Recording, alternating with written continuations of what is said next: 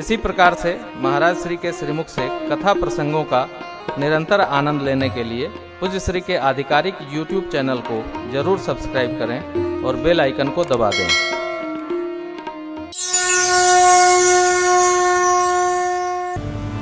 कहते हैं लोग कलयुग है,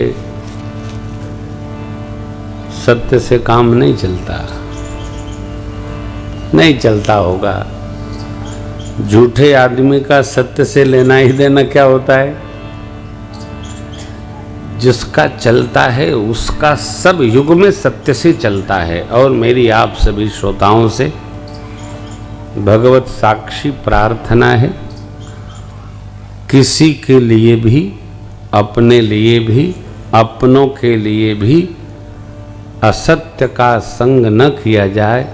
क्यों? सत्य का साथ ही साक्षात नारायण है, इसलिए भगवान का एक नाम है सच्चिदानंद, सत्य नारायण। कौन सत्य? तो नारायण। सत्य सार्वभौमिक सत्ता है, अपरिवर्तनीय है, सत्य प्रकाश स्वरूप है। सत्य को गवाह की आवश्यकता नहीं पड़ती है, सत्य अक्षुण है, सत्य शाश्वत है।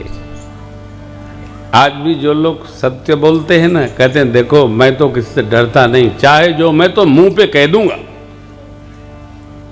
लेकिन ऐसे बंधुओं से मेरी प्रार्थना है कि ऐसा सत्य भी न बोला जाए कि कोई उठ के सभा से चला जाए। हम आपसे सत्य कहेंगे लेकिन कदापि आपको बुरा नहीं लगेगा। आपको मैं उदाहरण भी दे रहा हूं।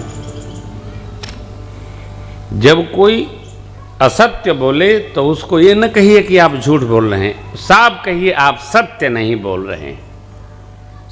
आधे घंटे बाद उसको समझ में आएगा कि मैं क्या कह रहा था। आप झूठ बोल रहे हैं और आप सत्य नहीं बोल रहे हैं, दोनों इज इक्वल टू एक ही है।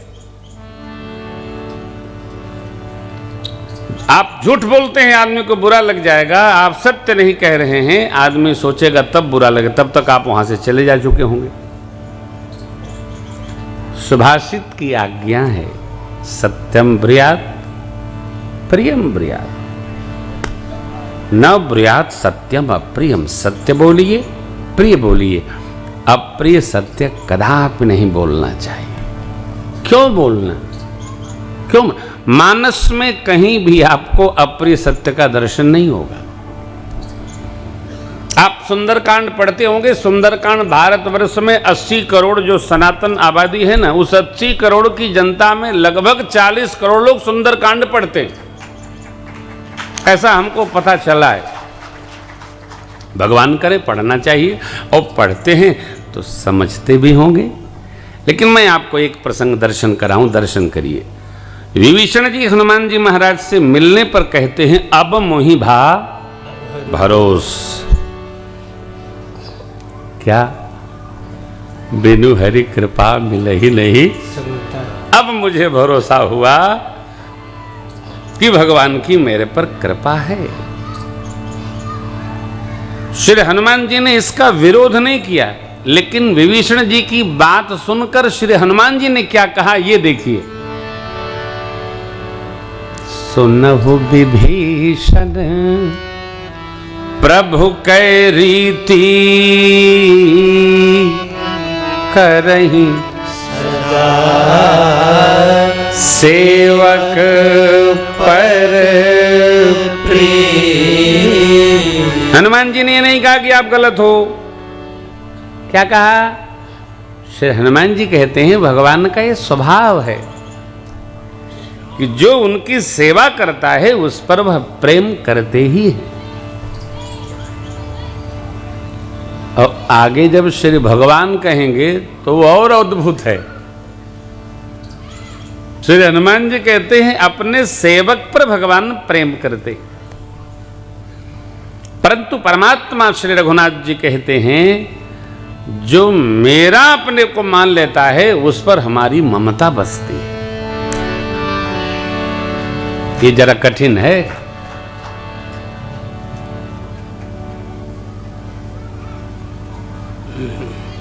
कभी सम्मेलन में ताली बजाओ तो कभी लोगों का आह्लाद हो जाता है,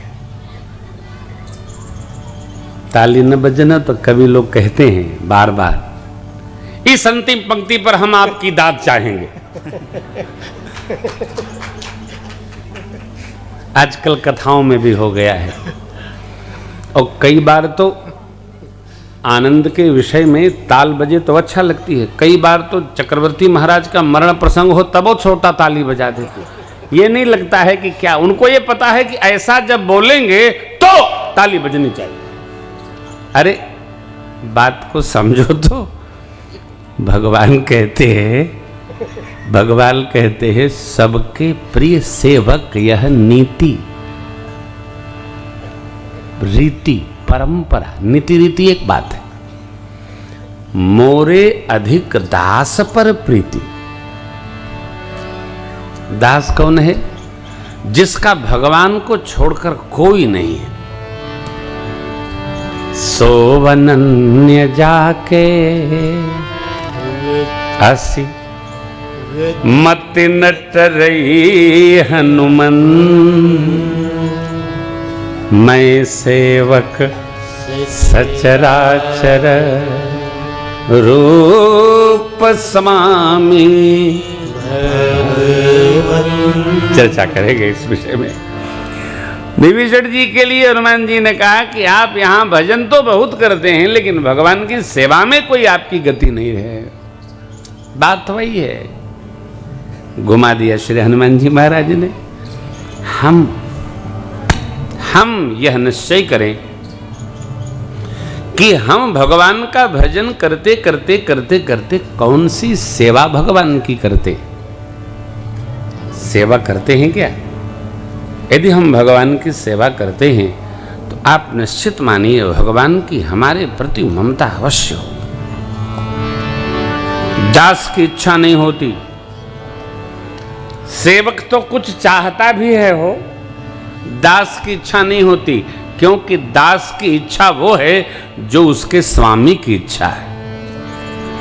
दास इच्छा रहित तो होता है। लक्ष्मण भैया भगवान के दास हैं, श्री हनुमान जी भगवान के दास हैं, भरत भैया भगवान के दास भाव के भक्त हैं। कोई इच्छा नहीं।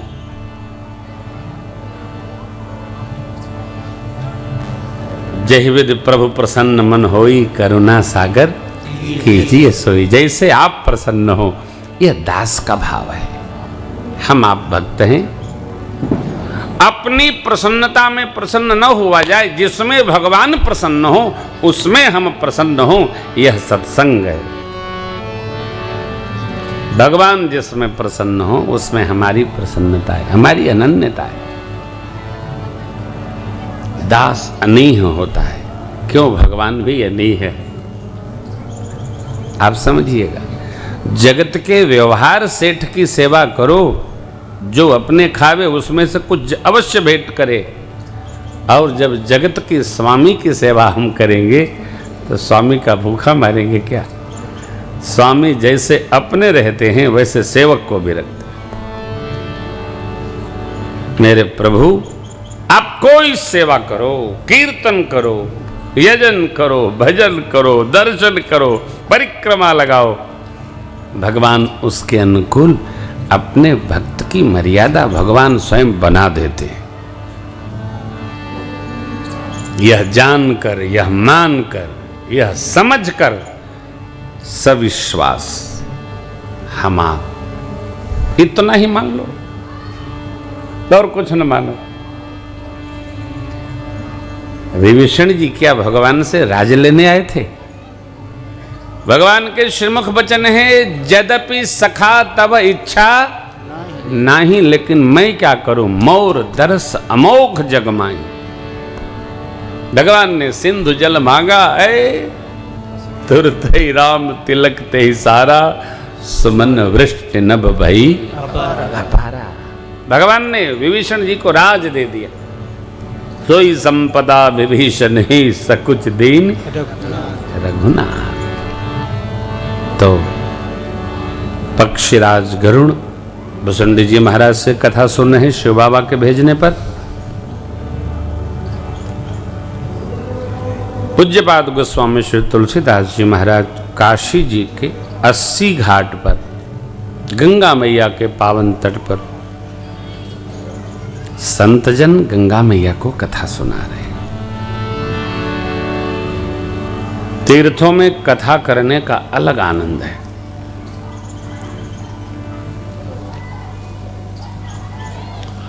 इस बार भाई जी राम जन्म की कथा हम मुक्ताकाश में करेंगे,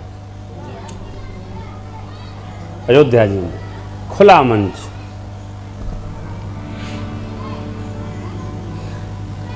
कण कण में भगवान, आनंद होगा।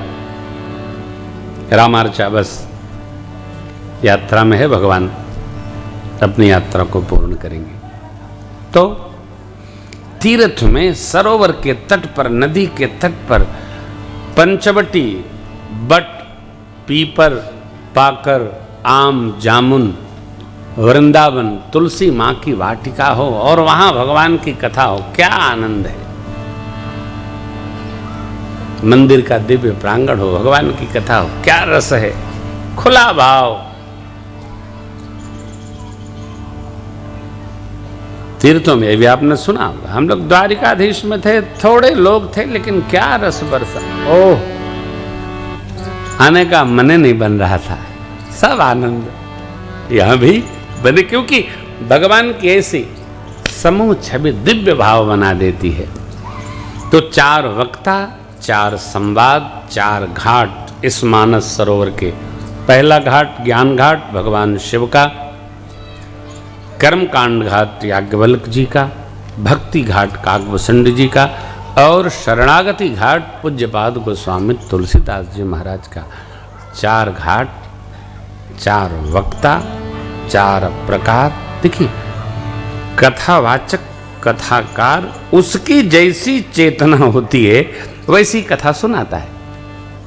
श्रोता, व्यवस्था, यजमान जिसकी जैसी चेतना होती है वैसी कथा समझ में आती है। अभी हम लोग महाराष्ट्र के एक बड़े ही अंतस्थ ग्राम में व्यवहार में कथा सुना रहे थे। मैं नित्य यही पूछता था, कथा समझ में आती है? आती है। हमको डर लगता था, पूरी मराठी भाषा के लोग, लेकिन कथा सबको समझ में आती है। भारत भूमि में समझ में आती है, देवलोक में भी समझ में आती है, और बोले तो पाताल भी समझता है। पाताल, अमेरिका पाताल है, भारत ऊपर है और अमेरिका नीचे है ग्लोब में। तो पाताल, देवलोक और मर्त्यलोक, तीनों लोक में भगवान की कथा समझी जाती है, गाई जाती है और सुनी जाती है। जिसकी जैसी चेतना हो वैसी कथा समझ में आ जाएगी। हम जितना समझ लें, किसी को समझाएं न, अपने रहने का अभ्यास करें। कथा मेरे राम जी की जीने का, अभ्यास करने का।